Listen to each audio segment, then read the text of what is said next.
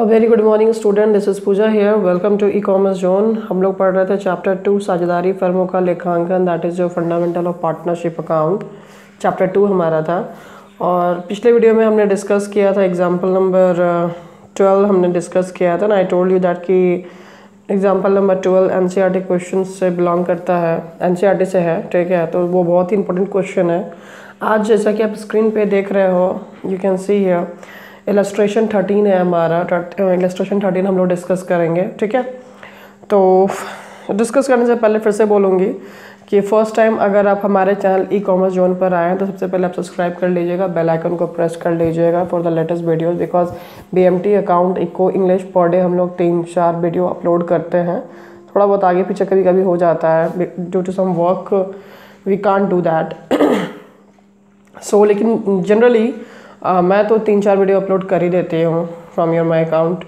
तो चैप्टर 2 अभी हमारा चल रहा है और चैप्टर जो 4 है वो भी चल रहा है। तो चैप्टर 4 में कुछ 2-3 वीडियोस और बनाने हैं वाइट बोर्ड पे, उसके बाद कंप्लीट हो जाएगा। उसके बाद फिर हम लोग बैक करेंगे डॉक्टर एस.के. सिंह के बुक से, ठीक है। चलो क्वेश्चन नंबर इलस्ट्रेशन जो 13 है उसको देखते हैं क्या कहता है। और ये क्वेश्चन बहुत ही इंपॉर्टेंट, आप देख सकते हो VI मैंने लिखा हुआ है यहाँ पे।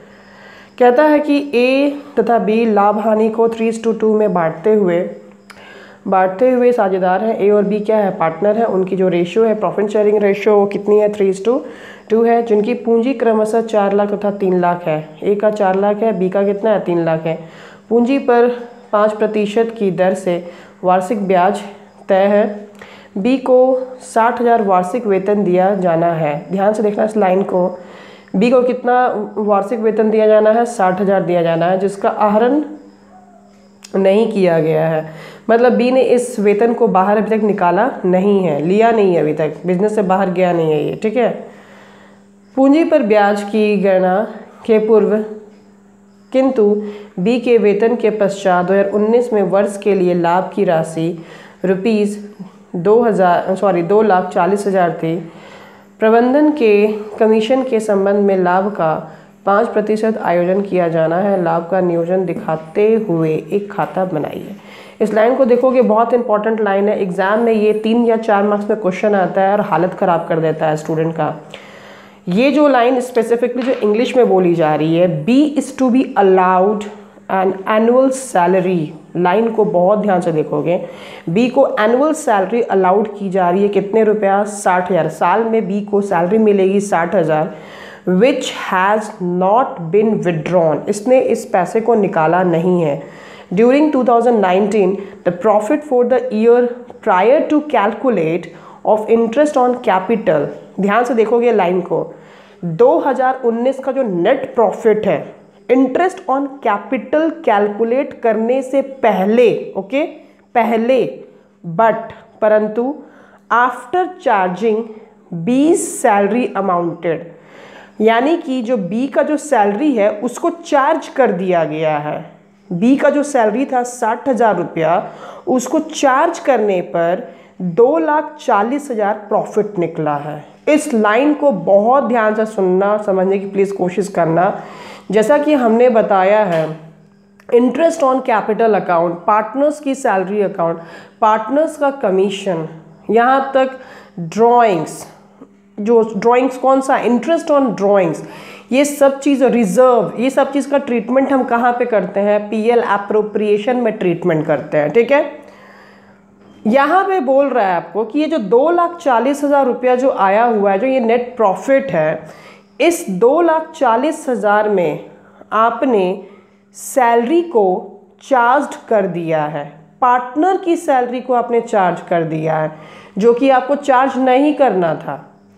आप जो PL अकाउंट बनाते हो, प्रॉफिट एंड लॉस अकाउंट बनाते हो, वहाँ पे आप जो सैलरी अकाउंट डेबिट में लिखते हो, रेंट अकाउंट जो डेबिट में लिखते हो, वो एक्चुअली आप सैलरी जो देते हो वो एम्प्लॉय को सैलरी देते हो, उसका आप चार्ज वहाँ पे दिखाते हो, आप पार्टनर्स का वहाँ नहीं दिखाते।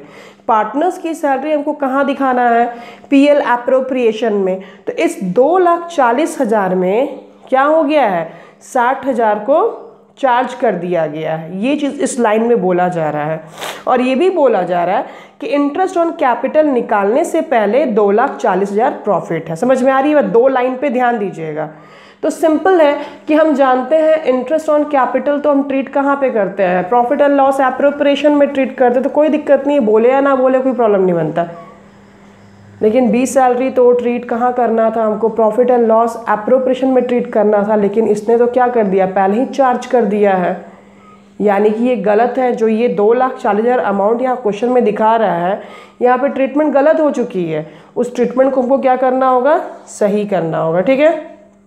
ए provision of 5% of the profit is to be made in respect of commission to be manager. A को ऐसा प्रोविज़न है कि 5% जो है प्रॉफिट का उसको मिलेगा एज अ कमीशन, ठीक है ना। Prepare an account showing the preparation of profit. तो आप देखो यहाँ पर सबसे पहले यहाँ पे क्या बनाया जा रहा है, प्रॉफिट एंड लॉस अकाउंट। मैंने बोला था कमीशन यहाँ पे क्या है, as a manager a provision लिखा हुआ है शायद यहाँ पे, 1 मिनट, ए को नहीं है, अ प्रोविज़न लिखा हुआ है। A provision of 5% of the profit is to be made in respect of commission to the manager. Sorry, A को नहीं मिल रहा है यहाँ पे, बाय मिस्टेक मैंने ए पढ़ दिया वहाँ पे। ए पार्टनर को कमीशन नहीं मिल रहा एक्चुअली कमीशन किसको मिल रहा है, मैनेजर को। तो ये तो पीएल अकाउंट में जाएगा। मैनेजर को प्रॉफिट पे क्या मिल रहा है, 5% का कमीशन मिल रहा है, इसको आप पीएल एप्रोप्रिएशन में थोड़ी चार्ज करोगे, not, you can't do that. इसीलिए सबसे पहले मैं बोलूँगी कि आप पीएल एप्रोप्रिएशन अकाउंट बनाने से पहले देखो एक क्वेश्चन में क्या लिखा है, prepare an account showing the appropriation of profit. कहीं भी क्वेश्चन में बोला है क्या कि प्रॉफिट एंड लॉस अकाउंट बनाओ, कहीं नहीं बोला है, बट तुम्हारा खुद का सेंस होना चाहिए। तुम्हारे सामने यहाँ पे साफ क्लियर है कि मैनेजर को कमीशन दी जा रही है 5%, तो ये 5% जो मैनेजर को हम कमीशन दे रहे हैं ये तो पार्टनर कमीशन नहीं हुआ। तो जब ये पार्टनर कमीशन नहीं है तो इसका ट्रीटमेंट हम पीएल एप्रोप्रिएशन में करेंगे नहीं, इसका ट्रीटमेंट हमको कहाँ पे करना है, प्रॉफिट एंड लॉस अकाउंट में करना है। इसीलिए यहाँ पर आपको पहला जो खाता बनाना है वो प्रॉफिट एंड लॉस अकाउंट बनाना है फॉर द ईयर एंडेड 31 दिसंबर 2019, ठीक है। अब देखो यहाँ पे बाय प्रॉफिट 2,40,000 प्लस 60,000, ये क्यों लिखा जा रहा है 3 लाख। देखो मैं बताती हूँ एक चीज़, और इस कॉपी में यहाँ पे रफ काम करेंगे।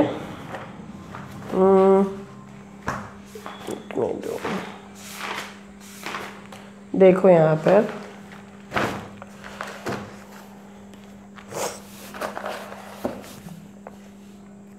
स्क्रीन में छोटा कर दे रही है थोड़ा।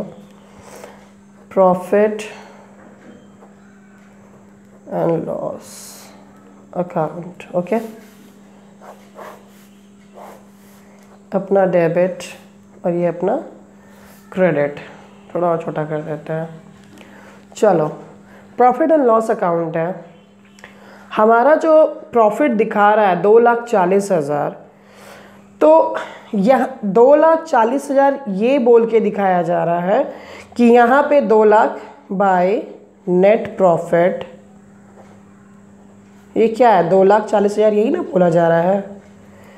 जब हम प्रॉफिट एंड लॉस अकाउंट बनाते हैं तो डेबिट साइड दिखाते हैं, सॉरी बाई नहीं, ये गलती बार बार मेरे से होता है, टू नेट प्रॉफिट 2,40,000 आप यही दिखाते हैं, राइट।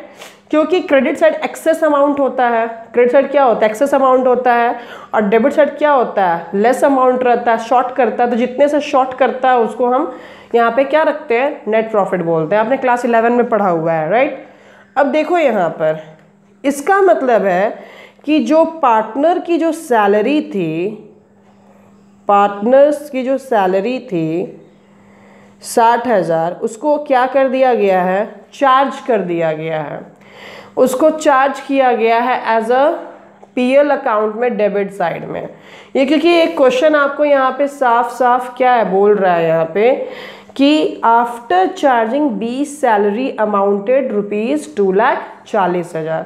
2,40,000 तब आपका आया है जब आपने पार्टनर की सैलरी को चार्ज किया है, जो कि आपको नहीं करना था। तो आप खुद बुद्धि लगाइए, खुद सेंस लगाइए।